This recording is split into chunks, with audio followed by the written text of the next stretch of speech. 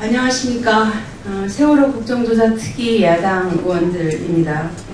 어제 저희는 인천에 가서 오하마나호를 봤고요. 인천 VTS 현장에 가서 교신 현장을 좀 확인하고 왔습니다. 저희가 본 내용들에 대해서 여러분들에게 브리핑 해드리기 위해서 왔습니다.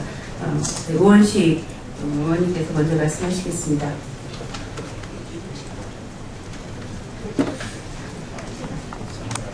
네, 보도자료에 있는데요. 저희들이 가서 전후좌우를 다 살펴보고 장비도 살펴보고 그리고서 내린 결론은 최선 명령할 시간도 장비도 충분했습니다. 의지만 있었으면 다 살릴 수 있었습니다. 국회 세월호 진상규명 국정조사 특별위원회 야당 의원들이 국정조사의 일환으로 어제 오후 청해진 해운 소속의 오하마나호와 인천해양항만청 VTS에 대한 현장 조사를 실시했습니다. 세월호와 구조가 유사해서 세월호와 쌍둥이 배다 이렇게 일컬어지는 오하마나호를 조사한 결과 다음과 같은 사항을 확인했습니다. 첫 번째, 조타실의 조타기 바로 뒤에 비상벨과 해선을 명령하는 방송 마이크가 항상 가동할 수 있는 상태로 비치되어 있었습니다. 사고 당시 조타실에 4, 5명의 선원이 있었으므로 선체가 기울기 시작한 오전 8시 40분에 비상벨과 비상사이렌을 울리고 회선 방송을 하였다면 큰 인명피해가 없었을 것으로 확인됐습니다. 아니, 그분들이 배에서 나가던 9시 46분까지도 이 벨만 울려줬다면 살 수 있었습니다. 또한 사고 당시 정전으로 방송을 할 수 없었다는 진술도 완전 침수되기 전에는 전기가 끊이지 않고 비상 발전기가 자동으로 전기를 공급할 수 있는 시스템을 고려하면 믿기 어렵습니다. 아니, 거짓말입니다. 특히 9시 30분경 도착한 해경이 선체가 50도 이상 기울었음에도 불구하고 고작 4, 5m 정도 몇 걸음만 가면 조타실로 들어가 퇴선 명령을 할 수 있었고 그렇게 했다면 모두 살릴 수 있었습니다. 실제로 해경은 조타실 안까지 들어가 있는데 거기서 그냥 내려오는 사진을 우리가 확인할 수 있습니다. 두 번째, 조타실에 있는 통신 설비는 항상 자동으로 VHF 16 채널에 고정되어 있었습니다. 수화기를 들면 채널 16으로 VTS로 16으로 진도 VTS로 자동 연결되는데 왜 수동으로 버튼을 눌러서 채널 11을 통해 제주 VTS로 신고했는지 의문이 있습니다. 이것은 그동안의 진술과 굉장히 다른 내용입니다. 그냥 들면 16번으로 연결이 되기 때문에 그냥 진도 VTS와 연결되는 것. 그걸 왜 제주하고 연결했는지 해명돼야 될 진실이 밝혀져야 될 내용. 세 번째, 3층과 4층의 객실을 조사한 결과 비상시에 승객이 탈출할 수 있는 다양한 경로를 확인하였고 계단을 올라 갑판으로 올라오지 않더라도 선실에서 복도를 지나 문만 열면 바다로 뛰어들 수 있는 상황이었습니다. 동선도 그렇게 길지 않았습니다. 해경이 거기에 그 근처에 가서 소리만 크게 쳤어도 빨리 나오라고 소리만 크게 쳤어도 안까지 다 들릴 수 있는 정도의 거리이고 공간이었습니다. 네 번째, 오하마나호가 인천 제주 항로를 운행하면서 사고 해역에 이르러 변침할 때에는 135도에서 140도로 1차 5도 변침하고 다시 145도로 2차 5도 변침하여 왔음을 항해일지에서 확인하였습니다. 대형 선박은 급변침을 하기 어렵다는 사실까지 고려하면 세월호가 기울어진 원인은 급속 변침이 아닌 다른 의혹이라는 의혹을 합리적으로 가질 수밖에 없었습니다. 다섯 번째, 설령이 25년 된 오하마나호의 컨테이너 고박 장치는 매우 불량한 상태였고 자동차 시범 고박조차 화물 고박 지침서를 지키지 않고 앞에 둘, 뒤에 둘 하도록 되어 있는 기준을 앞뒤 하나씩만 고박하였습니다.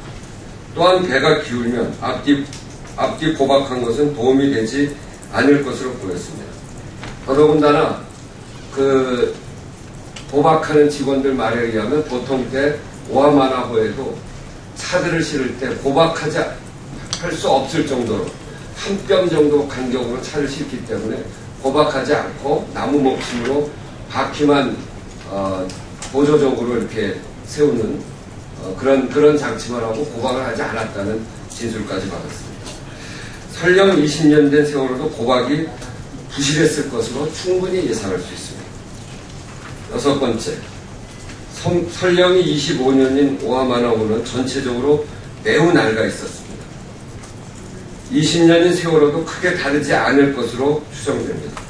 조타 장치 등 기계적 결함도 우려됩니다. 이런 점에서 운항 설령을 30년까지 연장해 준 것을 이해할 수 없으며 재고돼야 합니다. 특히 이 매우 낡아 있었다는 사진은 좀 부적절한 사진이 여기 붙어 있는데 제가 나중에 다시 보내드리도록 하겠습니다. 문짝이 완전히 낡아서 쇠가 부식되어 있었고 짐을 실는 화물칸은 불이 난 자국이 있는지 시커매서 천장조차 잘 보이지 않을 정도로 귀신 나올 집 같았습니다. 여기에 사람을 싣고 여객선으로 지난 4월까지 세월호 사고 전까지 이 배가 운항하고 있었다는 것은, 그러고 사고 나지 않은 것은 정말로 낙타가 바늘구멍 들어가는 정도 그런 거 아니었나. 사고 안 난 게 너무너무나 다행이었다. 이렇게 생각하면서 어떻게 이렇게 낡은 배 1년에 한 번씩 검사를 한다고 하는데 페인트 칠조차 하지 않은 배를 검사에 합격시킬 수 있었는지.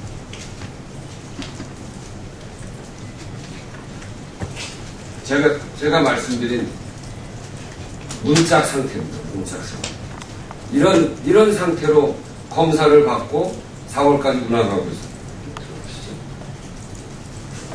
이거 화물칸에 화물 싣는데 이게 검사 받기 위해서는 최소한 칠을 해야 되는데 칠한 지 몇 년 된 배이겠어요. 최근 10년 동안은 칠 한 번 안 한 것 같습니다. 이게 같은 사진이죠. 이렇게 낡은 사진이 오하마나호였고, 그리고 세월호도 이것과 같을 것으로, 비슷할 것으로 예측됩니다. 그래서 이러한 점에서 운항 설령을 20년에서 30년으로 연장해 준 것 이해할 수 없습니다. 이거는 죄악입니다. 반드시 누가 그렇게 했는지 규명해서 처벌받을 수 있도록 해야 되겠습니다. 그리고 설령을 30년으로 정한 것은 재고돼야 됩니다. 일곱 번째, 인천 VTS에서 VTS 운영 상황을 조사했습니다. 폭날거린의 선박과는 언제든지 교신할 수 있음을 확인하였습니다. 사고 지점을 전후해서 진도 VTS의 관제가 적정하게 관제하였는지 의문을 가지지 않을 수 없었습니다. 여덟 번째, 비치된 구명정은 비상시 연결고리를 쉽게 풀 수 있어야 하나 녹이 스럽고 페인트가 더 씌워져 있어서 사용이 어려운 상태였습니다.